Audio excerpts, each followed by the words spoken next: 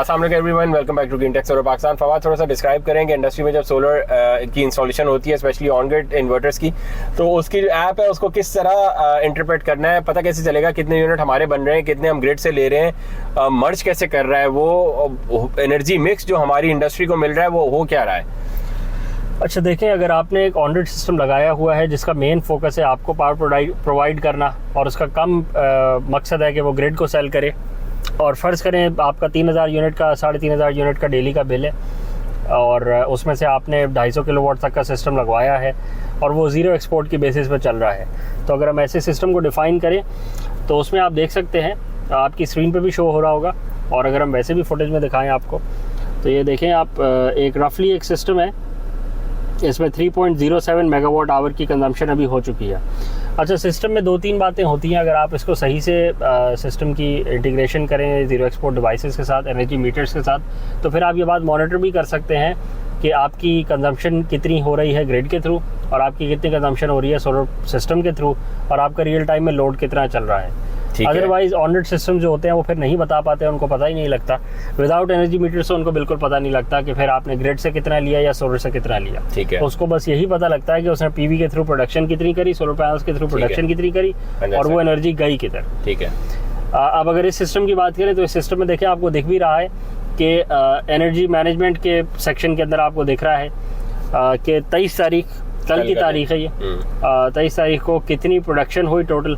तो आप देख सकते हैं टोटल 1.13 मेगावाट आवर प्रोड्यूस हुआ। 1130 यूनिट बनते हैं रफली। 1130 यूनिट, 1130 यूनिट प्रोड्यूस हुए पूरे दिन के अंदर सोलर के थ्रू। ठीक है, और वो सारे के सारे कंज्यूम हो गए, 100% सेल्फ कंज्यूम हो गए। ठीक है, तो अब क्योंकि जो फीड इन ग्रिड है वो ऑप्शन ऑफ किया हुआ है, तो प्रोडक्शन जो हो रही है वो सिर्फ और सिर्फ लोड की बेसिस पे हो रही है, ज़ीरो एक्सपोर्ट डिवाइस की बेसिस पे हो रही है। ठीक है, कि जितनी फैसिलिटी की रिक्वायरमेंट है उतनी प्रोडक्शन होती है, उससे ज़्यादा नहीं होती।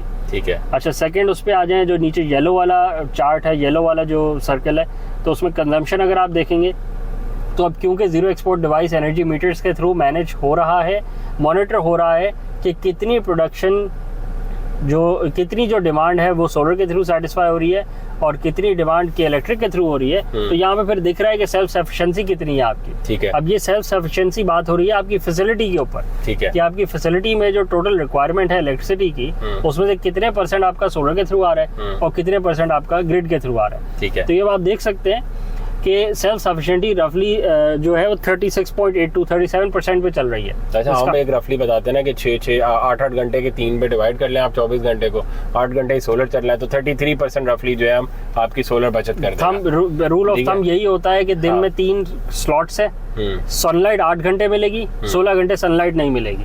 तो 8 घंटे सनलाइट में इतना कर लें कि बाकी 16 घंटे को कवर कर लें आप। ठीक है, इधर भी यही हो रहा है। ये ऑन ग्रिड सिस्टम है, अभी इसमें नेट मीटरिंग ऑन नहीं है, नेट मीटरिंग ऑफ है अभी। अगर ऑन हो तो इससे ज्यादा फिर ज्यादा हो जाए, क्योंकि आप सेल भी कर रहे होंगे ग्रिड में, तो रिवर्स जा रहा होगा तो वो भी काउंट होएगा। तो इधर अभी 37% सेल्फ सफिशिएंसी पे बात आ गई है, क्योंकि 37% जो दिन का 8 घंटे 8.5-9 घंटे का लोड है वो सारा का सारा डायरेक्टली सोलर के थ्रू चल रहा है। ठीक है, और जो बकाया लोड है वो सारा ग्रिड के थ्रू आ रहा है, जो 16 घंटे का लोड है। तो आप देख सकते हैं 1.13 मेगावाट आवर इस दिन का जो लोड था वो सोलर के थ्रू आया। ठीक है, और जो 1.94 मेगावाट आवर का लोड था, जो कंजम्पशन चाहिए थी, पावर चाहिए थी फैक्ट्री को चलाने के लिए, वो 63% बनता है, वो ग्रिड के थ्रू आया।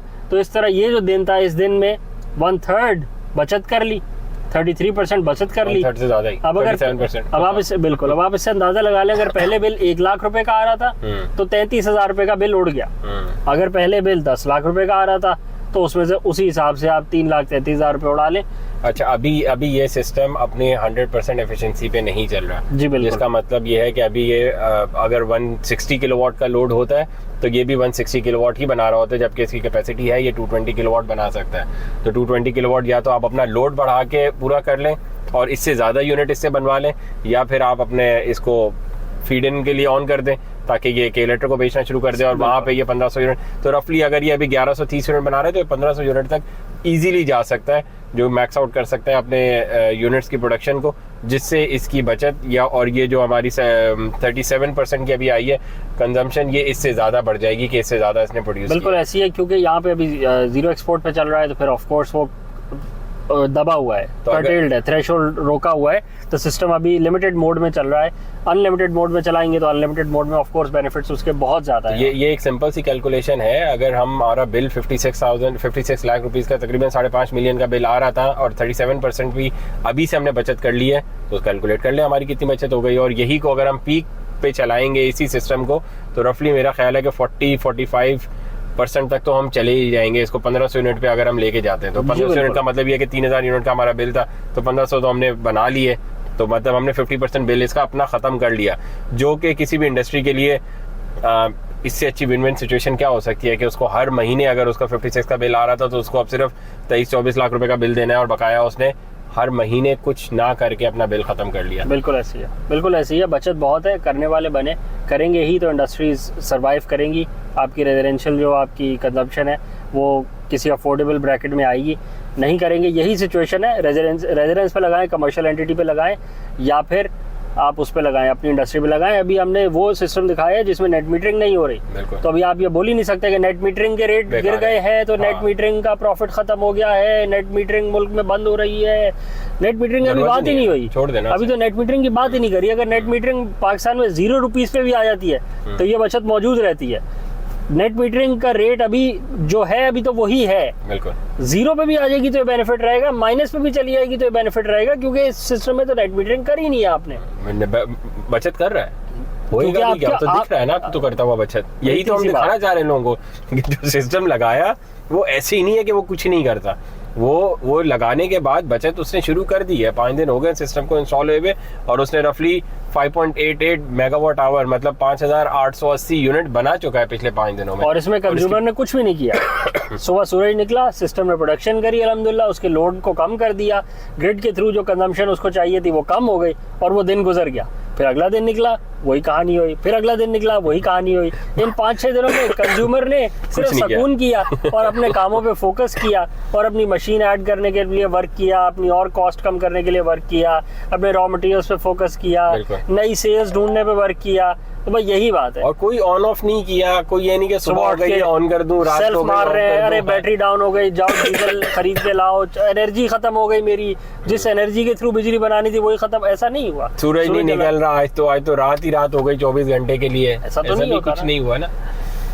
तो बस समझने की बात है, अगर समझ जाएंगे तो फायदा अपना ही है, अपनी फैक्ट्री का है, अपना ही बिल कम आएगा, अपने ही प्रॉफिट मार्जिन बढ़ेंगे।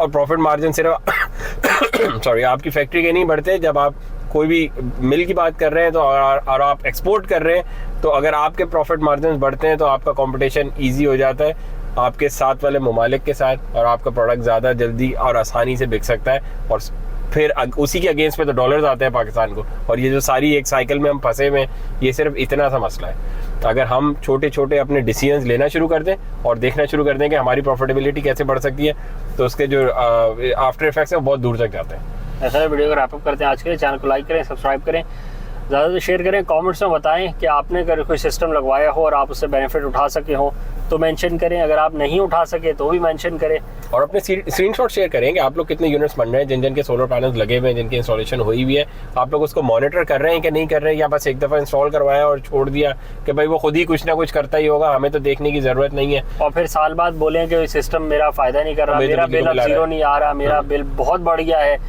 तो उसकी क्या वजह है, आपने क्या किया सिस्टम को दोबारा से फुल फ्लैश चलाने के लिए, या क्या नहीं किया, मेंशन करें ताकि बाकी लोगों को फ़ायदा हो। बिल्कुल, थैंक यू।